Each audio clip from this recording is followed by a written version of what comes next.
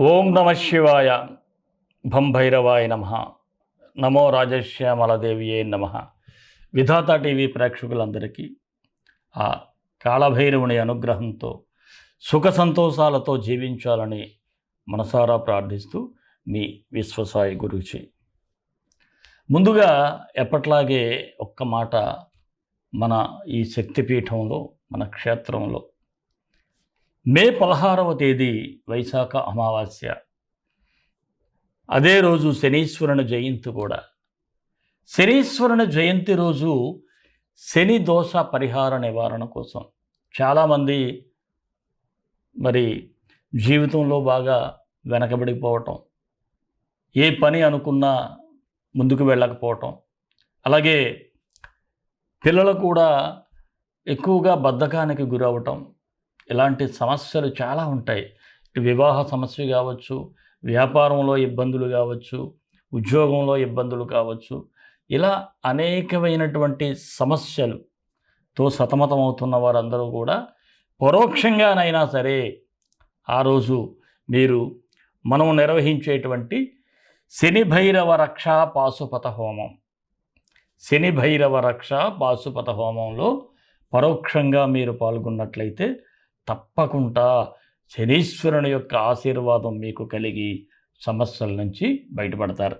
మరి ఈ హోమంలో పాల్గొనే వారికి గోత్రనామాలు చదివినటువంటి వీడియో పంపించడం జరుగుతుంది.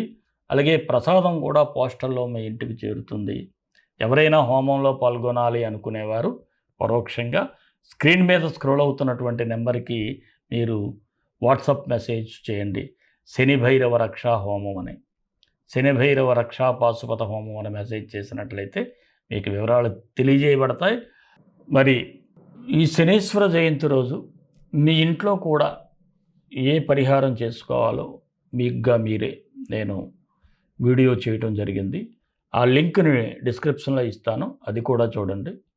అలాగే మన దేవాలయం దగ్గర, అంటే మన క్షేత్రంలో కూడా ఎలాంటి పరిహారం చేసుకుంటే బాగుంటుందో అది కూడా చెప్పాను.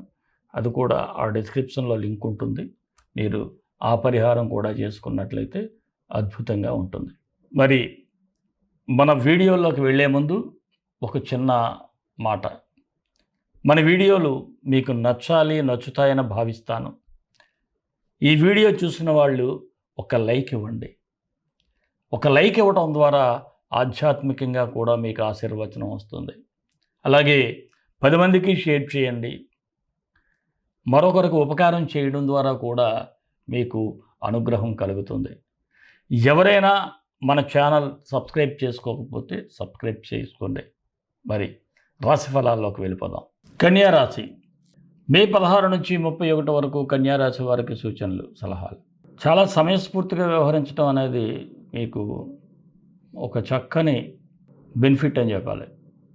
ఎందుకంటే ఎవరైతే స్పాంటేనియస్గా థింక్ చేస్తారో, ఎవరైతే కష్టం వచ్చినా సుఖం వచ్చినా సరే ఆ సమయానికి ఒక చక్కని పరిష్కార మార్గంలో ఆలోచించే వారందరికీ కూడా అద్భుతాలు జరుగుతాయి.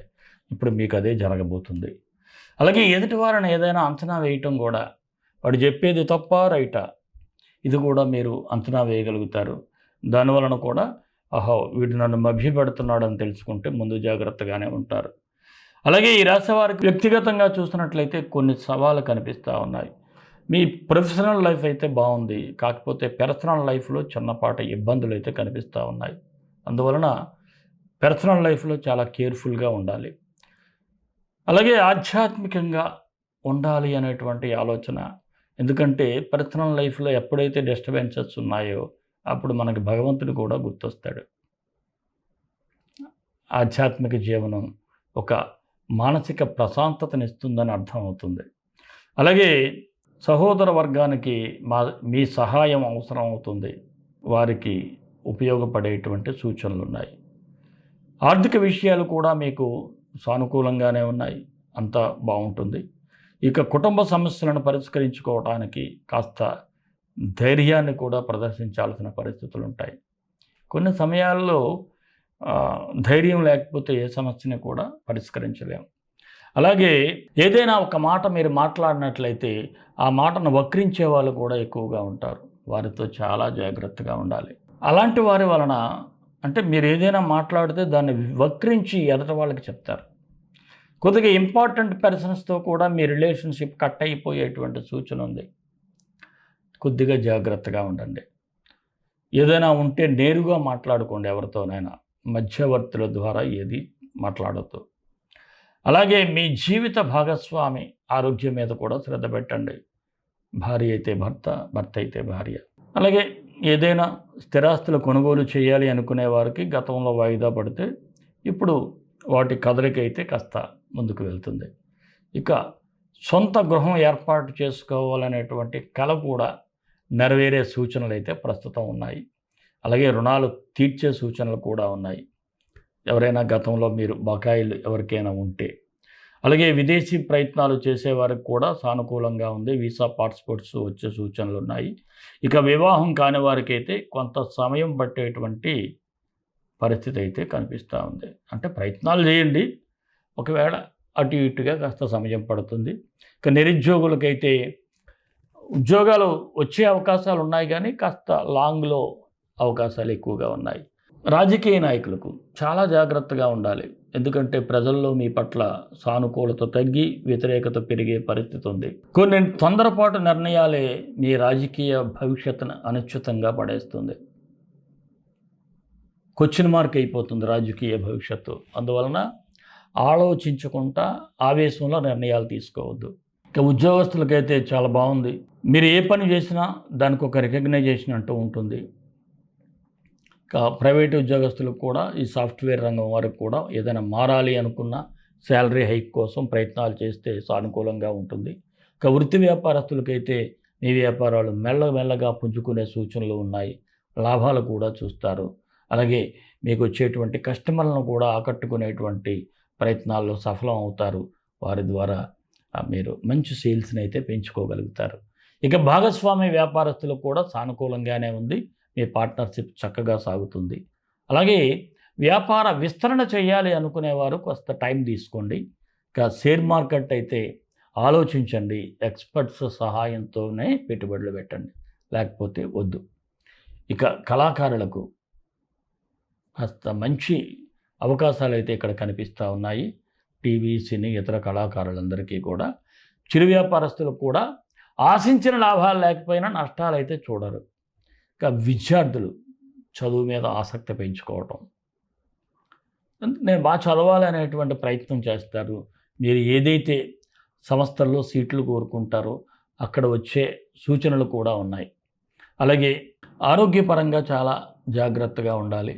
ఉదర సంబంధించిన సమస్యలు వచ్చేటువంటి అవకాశాలు కూడా ఉన్నాయి. అంటే పొట్టకు సంబంధించి కాస్త జాగ్రత్తగా ఉండండి. ప్రేమికులు చాలా బాగున్నా, అంతా అనుకూలంగా ఉన్నా ఎందుకో తెలియని దూరం మీ మధ్య పెరిగే సూచన అయితే ఉంది. ఈ రాశి వారికి అనుకూలమైన తేదీలు 19, 22, 26, 31. కాస్త నిదానంగా ఉండాల్సిన తేదీలు 16, 24, 28.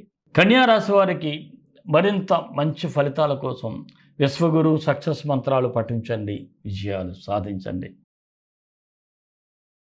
ఈ రాశివారు కుజుడు బుధుడికి మంత్రాలు చదువుకుంటే బాగుంటుంది.